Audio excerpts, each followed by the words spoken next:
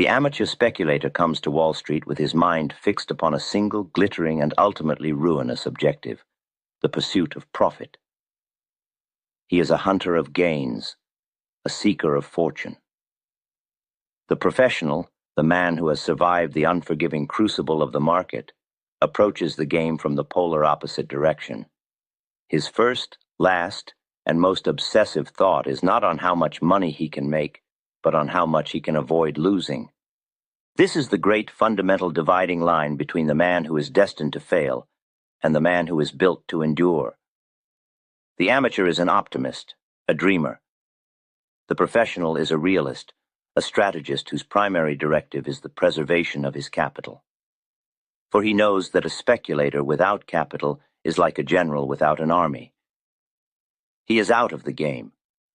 All the brilliant analysis, all the perfectly timed entries, and all the courageous holding of winning positions are rendered utterly meaningless if a single catastrophic loss is allowed to wipe a man's account clean. Therefore, the most important of all speculative principles, the one upon which a long and successful career is built, is the science of cutting losses. This is not a defensive or timid posture. It is a calculated and offensive strategy. It is the art of the tactical retreat, the discipline of sacrificing a single, losing battle in order to have the strength to win the war. It is the speculator's insurance policy against the one thing he can be certain of: his own fallibility. The man who would master the market must first master the art of the stop-loss. He must have a definite and inviolable formula for limiting his risk. Jesse Livermore, through a lifetime of both staggering success and complete financial ruin, forged such a formula. It was a rule of iron, a principle he learned was as vital to a speculator as air is to a living man. This entire philosophy, the hard-won wisdom that separates the professional survivor from the hopeful amateur, is a central theme in the timeless chronicle of his operational life. The lessons are as stark and as necessary today as they were a century ago. A link to Edwin Lefebvre's essential work, Reminiscences of a Stock Operator, can be found in the description below this video for any student who wishes to study the mind of a master. Also in the description is a link for those who find this work of value and wish to support the continued creation of these deep dives through a donation or tip. Your support is what makes this in-depth analysis possible. To understand the necessity of Livermore's formula, one must first dissect the psychology of the trader who refuses to take a loss. This man is not governed by reason, but by two of the most powerful and destructive emotions that can enter the human mind: ego and hope. He enters a trade and the market moves against him. The ticker tape, in its cold and impersonal language, is delivering a clear verdict. His judgment was wrong. But his ego, his pride, cannot accept this. To sell for a loss is to admit in a final and irrefutable way that he has made a mistake. His pride rebels against this admission. He begins to tell himself a story. He says, the market is being irrational. My analysis was correct. It is only a temporary reaction. He is no longer a speculator reading the facts of the tape. He is an egotist arguing with reality. As the loss grows, the second poison, hope, begins its deadly work. Hope is the great opiate of the losing trader. It whispers in his ear, just hold on a little longer. It is bound to come back. You will get out even. He clings to this hope as his small loss deepens into a catastrophic one. He has now become what Livermore called an involuntary investor. He is no longer in the trade by choice based on a sound speculative premise. He is a prisoner of his own mistake, locked into a losing position by the chains of his own hope. This is a state of profound psychological torment. The trader cannot think clearly. He is obsessed with his losing position. His judgment is clouded, and he misses the new, genuine opportunities that the market is presenting, because his capital and his mental energy are entirely consumed by his past error. The man who has fallen into this trap has forgotten the most basic rule of the game. A speculator is not paid for being right. He is paid for being right and then acting on it. and a crucial part of acting on it is to admit quickly and decisively when one is wrong. This is why a definite, predetermined, and automatic rule for cutting losses is not a mere suggestion. It is an absolute necessity. It is the mechanism that protects a speculator from his own worst enemy, himself. The formula that Livermore himself developed and articulated in his own book on trading was a model of simplicity and ruthless efficiency. It was a rule based not on emotion or opinion, but on cold, hard mathematics. The rule was this: a loss on any single speculative commitment must never be allowed to exceed 10% of the capital invested in that trade. This was the line in the sand.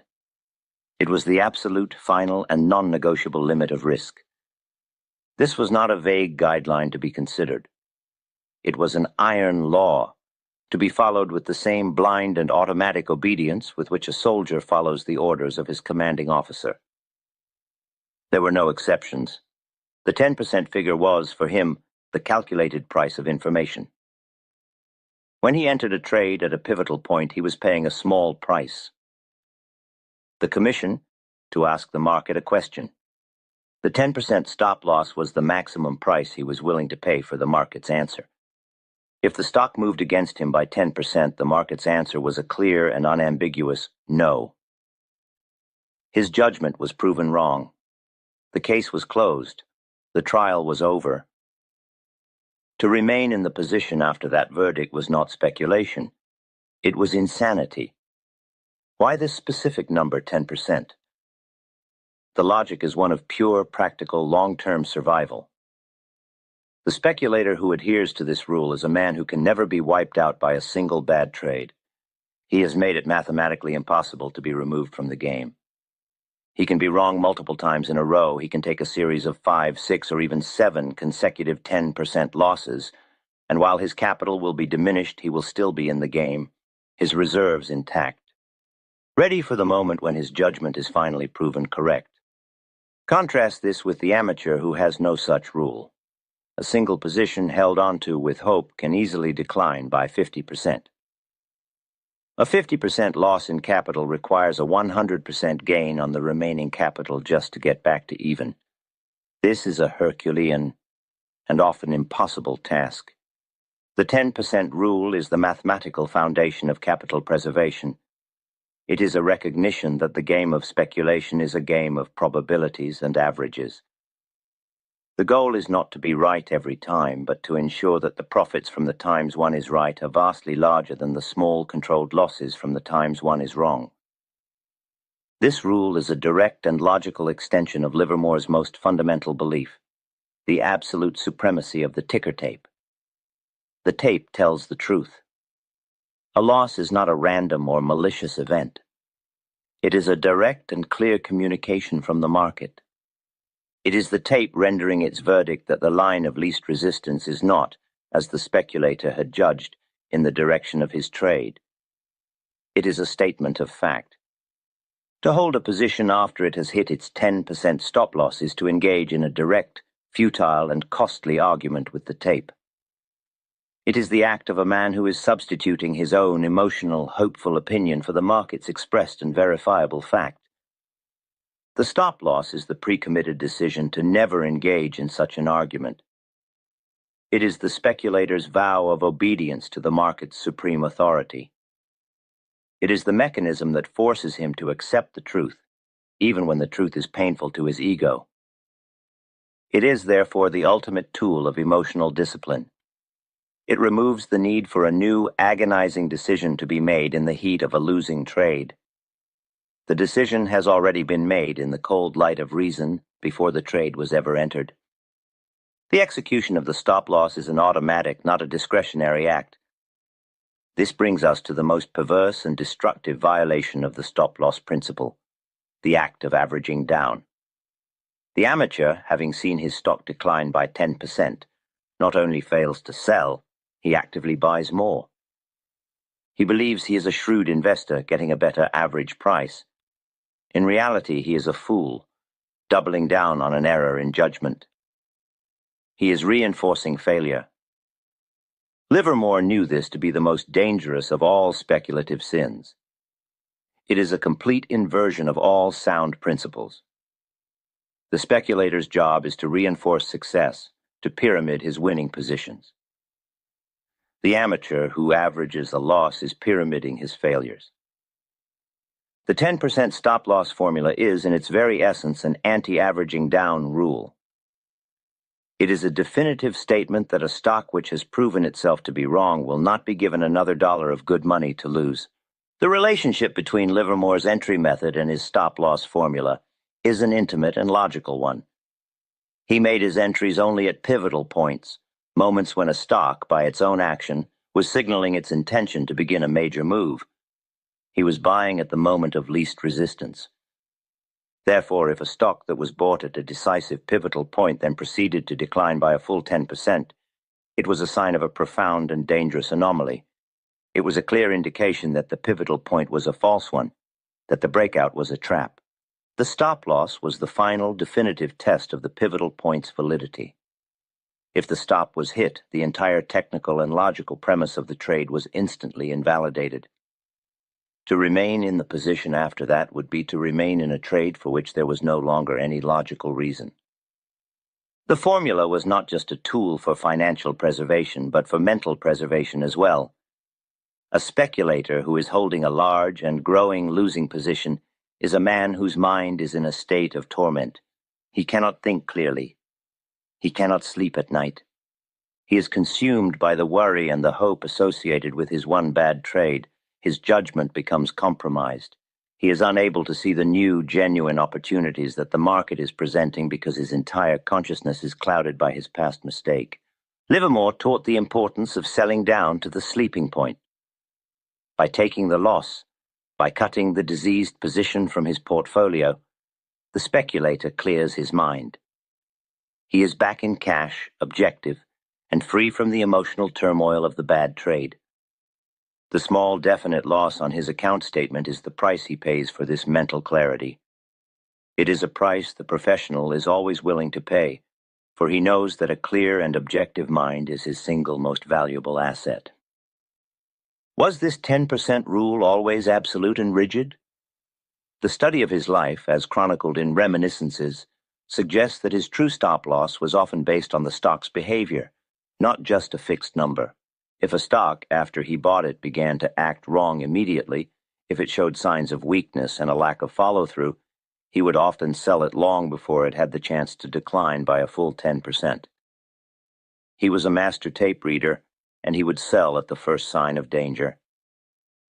The 10% rule, therefore, should be seen as the maximum, the final line of defense, the point of no return. It was the mathematical backstop for his qualitative judgment. The true formula was a combination of the two, a constant, intelligent reading of the tape's action, backed by a rigid mathematical limit on any possible loss. It is in this moment of accepting a loss that a trader's discipline is most severely tested. The pain of being wrong can be immense. It is for this reason that a constant study of these principles is a necessity. A return to this channel, to this video and others like it, especially after a series of unsuccessful trades, serves as a vital recalibration of the professional mindset. In the final analysis, the speculator must understand that the stop-loss is not merely a strategy for limiting losses. It is the fundamental strategy for ensuring a long and prosperous career in the market.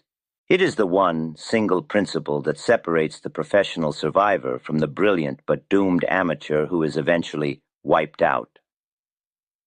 All the genius in the world is useless if a single uncontrolled loss can remove a man from the game permanently.